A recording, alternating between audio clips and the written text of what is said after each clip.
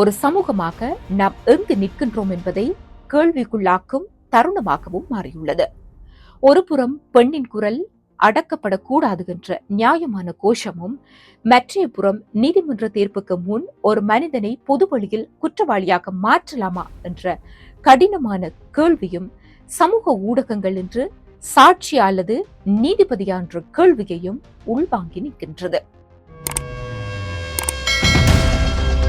இந்தியாவின் கேரள மாநிலம் கோழிக்கோட்டையில் நிகழ்ந்த ஒரு துயர சம்பவம் சமூக ஊடகங்களின் சக்தி, அதன் விளைவுகள் மற்றும் தனிநபர் மரியாதை தொடர்பான சட்ட பொறுப்புகள் குறித்து தீவிரமான விவாதத்தை ஏற்படுத்தியுள்ளது. கோழிக்கூடே கோவிந்தபுரம் பகுதியைச் சேர்ந்த 42 வயதுடைய தீபக் என்பவர் கடந்த ஞாயிற்றுக்கிழமை தனது வீட்டில் தூக்கில் தொங்கிய நிலையில் உயிரிழந்திருந்தார். போலீஸ் தகவலின் அடிப்படையில் அவர் தனது படுக்கை அறையில் சீலிங் ஃபேனில் தொங்கிய நிலையில் கண்டுபிடிக்கப்பட்டிருந்தார். இதனையடுத்து இது இயற்கையற்ற மரணம் என வழக்கு பதிவு செய்து விசாரணைகளும் தொடங்கப்பட்டுள்ளது. இந்த தற்கொலை சம்பவத்திற்கு சில நாட்களுக்கு முன்பு ஒரு பேருந்தில் பயணம் செய்த பெண் ஒருவர் தீபக் தன்னிடம் தவறாக நடந்து கொண்டதாக குறிப்பிட்டு ஒரு வீடியோ பதிவு செய்திருந்தார். அந்த வீடியோ சமூக ஊடகங்களில் வேகமாக பரவி குறுகிய நேரத்தில் லட்சக்கணக்கான பார்வையாளர்களை பெற்றிருந்தது. இதனால் தீபக் சமூக அளவில் கடும் விமர்சனங்களுக்கும் அவமதிப்புகளுக்கும் உள்ளானதாக கூறப்படுகின்றது. குடும்பத்தாரின் தகவலின் அடிப்படையில் அந்த குற்றச்சாட்டுகளை முற்றிலும் மறுத்திருந்தார். வீடியோ வைரலான பின்னர் அவர் கடும் மன அழுத்தத்தில் இருந்ததாகவும் அதுவே தற்கொலைக்கு காரணமாக இருக்கலாம் என்றும் தெரிவிக்கப்படுகின்றது. இந்த சம்பவம் தொடர்பாக போலீஸ் தற்போது பல கோணங்களில் விசாரணைகளை மேற்கொண்டு வருகின்றது. குறிப்பாக சமூக ஊடகங்களில் பரவிய குறித்த வீடியோ, அதன் உள்ளடக்கம், அதன் தாக்கம் ஆகியவை விசாரணையின் முக்கிய பகுதிகளாக உள்ளடக்கப்பட்டிருக்கின்றது. இதற்கிடையில் கோழிக்கூடே மருத்துவக் கல்லூரி போலீஸ் நிலையத்தில் வீடியோ பதிவிட்ட பெண் ஷிம்ஷிதா முஸ்தபா மீது வழக்கு பதிவு செய்யப்பட்டுள்ளது.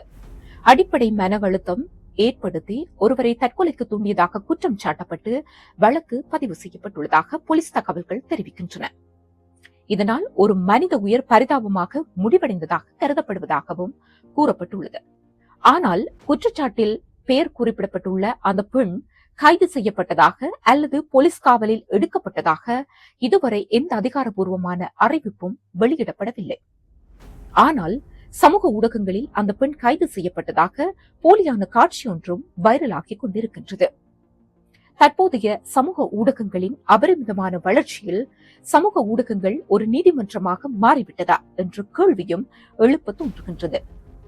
ஒரு குற்றச்சாட்டு நிரூபிக்கப்படுவதற்கு முன்பே சமூக ஊடகங்களில் ஒருவரின் பெயரும் முகமும் வெளியாவதன் மூலம் அவர் சமூக ரீதியாக தண்டிக்கப்படுவது அதிகரித்து வருகின்றது.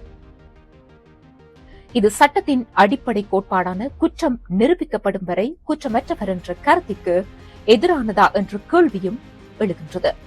இதே நேரத்தில் உண்மையான பாதிக்கப்பட்டவரின் குரல் ஒடுக்கப்படக்கூடாது என்பதும் முக்கியமானது. ஆனால் குற்றம் சாட்டப்பட்டவர்களை வெளியிடும் முறையில் தனிநபர் மரியாதை, மனநலம் மற்றும் சட்ட நடைமுறைகள் கவனத்தில் கொள்ளப்பட வேண்டியதும் அவசியமாகும்.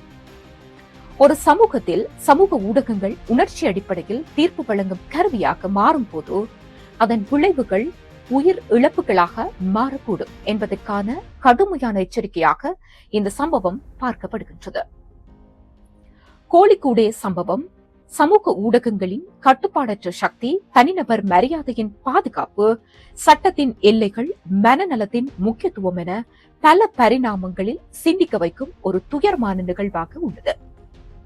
இந்த வழக்கின் இறுதி உண்மைகள் போலீஸ் விசாரணை மற்றும் நீதிமன்ற நடைமுறைகளின் மூலம் மட்டுமே வெளிவரும். அதுவரை சமூகமாக நாம் பொறுப்புடன் நடந்து கொள்ள வேண்டிய அவசியத்தை இந்த சம்பவம் மீண்டும் நினைவூட்டுகின்றது. ஒரு சமூகமாக நாம் எங்கு நிற்கின்றோம் என்பதை கேள்விக்குள்ளாக்கும் தருணமாகவும் மாறியுள்ளது. ஒருபுறம் பெண்ணின் குரல் அடக்கப்படக்கூடாது என்ற நியாயமான கோஷமும், மற்றைய புறம் நீதிமன்ற தீர்ப்புக்கு முன் ஒரு மனிதனை பொதுவழியில் குற்றவாளியாக மாற்றலாமா என்ற கடினமான கேள்வியும் சமூக ஊடகங்கள் என்று சாட்சி அல்லது நீதிபதியா என்ற கேள்வியையும் உள்வாங்கி நிற்கின்றது. பெண்களுக்கு பாதுகாப்பு வேண்டும், அதில் எந்த சமாதானமும் இல்லை. ஆனால் சட்டத்தின் பாதையை விட்டு விலகி பொது அவமானமே நீதியாக மாறினால் அது இன்னும் ஒரு அநீதியை உருவாக்கக்கூடும். நாம் உண்மையை தேடுகின்றோமா அல்லது வைரலாகும் தீர்ப்பை தேடுகின்றோமா? உங்களுடைய கருத்துக்களை கமெண்ட் பாக்ஸில் பதிவு செய்யுங்கள். இது போன்ற உலக நடப்புகளை தெரிந்து கொள்ள ஸ்டோரிஸ் யூ சேனலை சப்ஸ்கிரைப் செய்து கொள்ளுங்கள்.